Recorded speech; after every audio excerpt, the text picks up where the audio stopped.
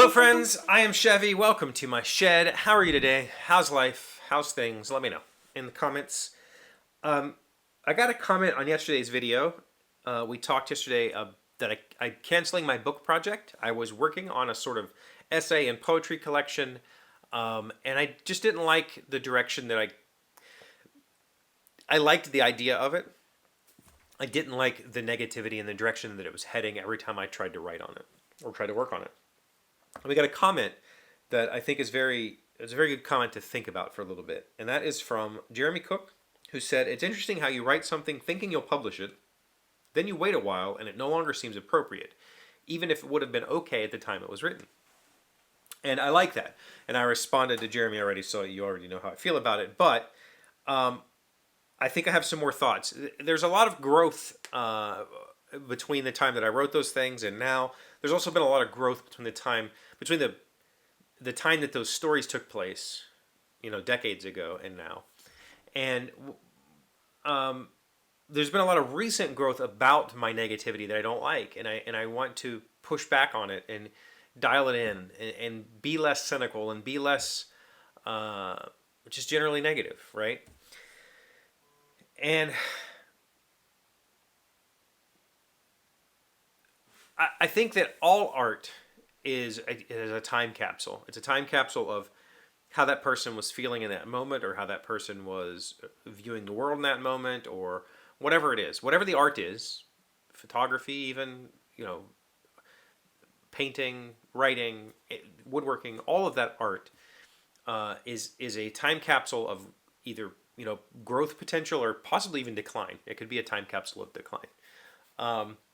I think for most artists, myself included, the goal of art is to improve. It is you do the thing so that you can learn how to do it better the next time, and then you just iterate on that for eternity, until you just give up. Or it's possible that there are artists that have either hit their zenith and have decided I'm just going to persist in this spot, or they just hit it early and said, all right, I like this and I don't need to improve on it, and I'm just going to keep in this direction in perpetuity, and that's fine. Like, there's nothing wrong with that. But for me, it's the growth. I like the growth.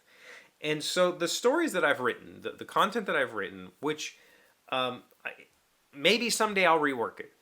I'm not saying that what I've written will never get published. What I'm saying is it's not going to get published right now. I need some distance, because as I look at these stories, and I really liked, for instance, I wrote some poetry as a teenager that was just kind of overtly grotesque, overtly like maybe even satanic, or not necessarily satanic, but kind of anti-Christian, or just it was just puerile. It was weird. What I've thought about in the years since is that a lot of that poetry, it was written in a journal that I knew my parents were going to read, and it was written to piss my parents off. It was not really written as a pure expression of myself. It was written for an intense purpose. I was purposely trying to irritate the people who were reading this, because nobody else was going to read it. This was my book in my room, and the only people going into my room and looking through my stuff was my parents, and I knew that was happening, and so it was intentional. But I don't need to look at that anymore through a light of, I've carried that too long as like a,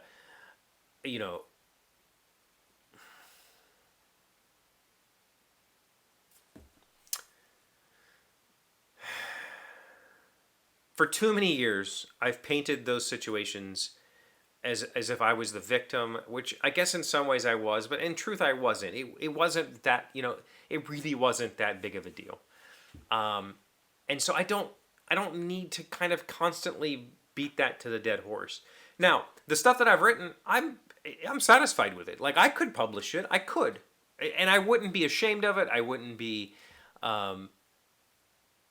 nervous or anxious about it. I could publish it right now and be like, yeah, this is how I felt at the time. But I don't think that the way that I've currently written it, I don't think I can get across the idea that I have grown, and so these are the thoughts of a teenager. These are the thoughts of a 20-year-old. These are the thoughts of a disgruntled husband. These are the thoughts of a scared out of his mind father.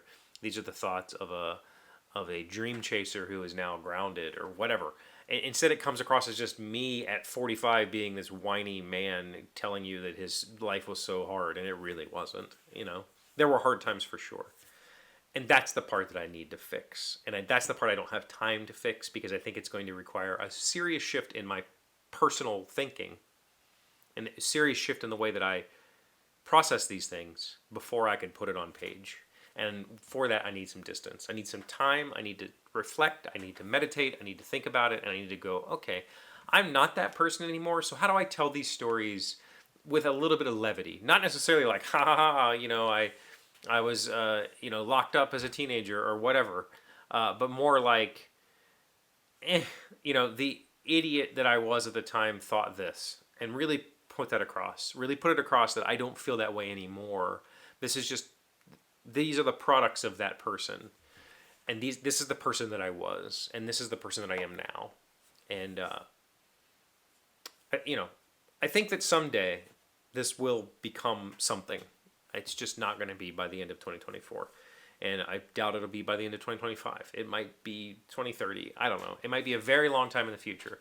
But I think that the time capsule that I have right now is not telling the story that I want it to tell. And this is kind of one of those situations where you only get one shot, right? I'm only going to tell these stories one time. I'm only going to tell these stories the one time. I'm going to write them and I'm going to publish them the one time. There's no rewrites. There's no whatever. There could be other stories that maybe I could bring back around. But I'm telling the most important stories of those eras of my life in this one shot. And I want to tell those stories correctly. I want to tell those stories with a hint of wisdom attached to them instead of this cynicism. That's where I'm coming from. So I appreciate the thought. I'm going to think on it a little bit longer and really it might help me wrap my head around what I actually want this to say versus what it's currently saying. I appreciate that. Thank you. Okay. You got any thoughts, comments, whatever? Put them down below. Reach out to me, email me, text me, call me, whatever. Thank you for being here as always. Thank you for liking, commenting, subscribing, being amazing friends, wonderful people. I really appreciate you. And I'll see you again tomorrow. Today's 1,000 plus little things happy, successful people do differently. We are learning 19 quick tricks to feel better instantly. We're on number 8. Listen to your favorite music. If it's not too much of a distraction, listening to your favorite upbeat music can be a great way to boost your spirits. 1,000% yes. However, upbeat might be the key word there. I very much enjoy listening to some sorrowful, emo-ish, 9 Inch Nails type music that isn't necessarily going to make me feel great. But one of my favorites to listen to when I'm kind of feeling is just some there's a lo-fi hip-hop channel. If you search lo-fi girl, just lo-fi hip-hop beats, just nice little, easygoing, but also kind of, I like it. And I listen to that stuff a lot while I'm reading or whatever. It's better for me than just brown noise. I'll put a link if you want to check it out. It's actually a really good channel.